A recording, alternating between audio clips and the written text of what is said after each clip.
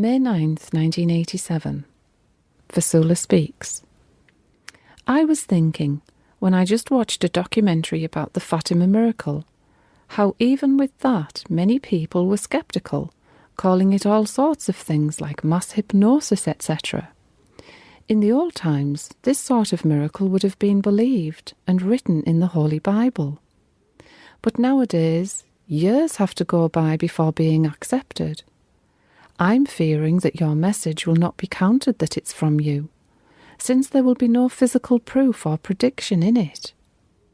Every high authority, if it comes that far, will not even pay attention to your appeal. And I know that your cup of justice is at its full now. The world is offending you very much. They will not listen. The Lord speaks.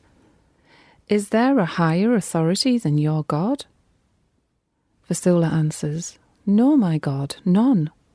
But if they do not listen, some of them might think that it is propaganda for the church.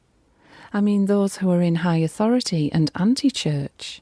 They might think that all this was made up by the church. The Lord, Vasula, I am the Most High, and all authority will come from me. Vasula, and if they do not believe? The Lord, I will not write down what will happen if they will not listen from their obduracy. Are you fearing me, little one? Vasula writes, God must have felt fear in me, a fear that passed through me. At the same time, when he was writing the word happen, I felt a pang of sadness in God's heart. I am from your wrath. The Lord, I will endure and forgive your sins, but I will not endure your hatred against me. I am your Creator, and your breath comes from me. I hold the whole of my creation in my hand. I loathe paganism. The footnote reads, atheism. Vasula, let me guide you. Come, my child, rest in me. She writes, later. The Lord speaks. Your sigh, betrothed, it is like a million words of love to me.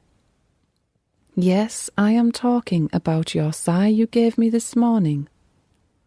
Vasula writes, it's true, this morning I just thought of Jesus with love. I wanted to tell him so much, but I could not find even the right words. I gave a sigh only, but he seemed to understand a lot from my sigh. The Lord speaks.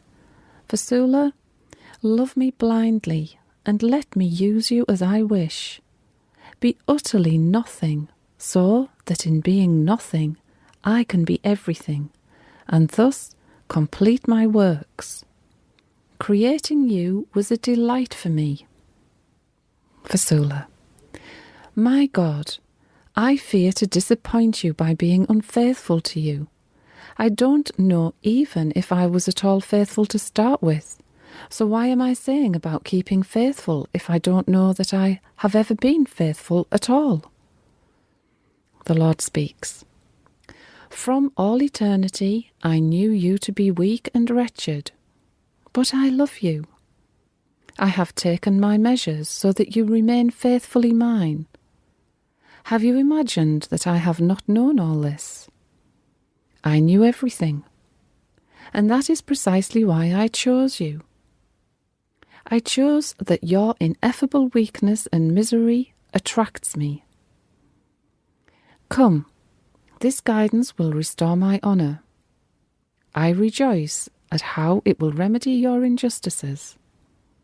Vasula, crown me with tender words.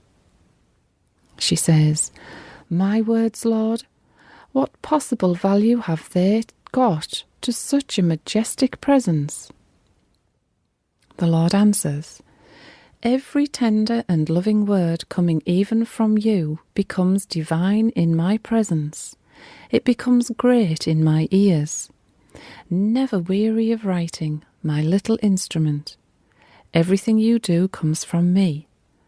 I suspend you with my strength, and I call you when I wish. I love you. Love your Lord too. She writes, I felt again that his greatness annihilated me completely. It was like plunging into the deepest ocean, a wonderful feeling of wanting to be possessed by God and being pleased to be.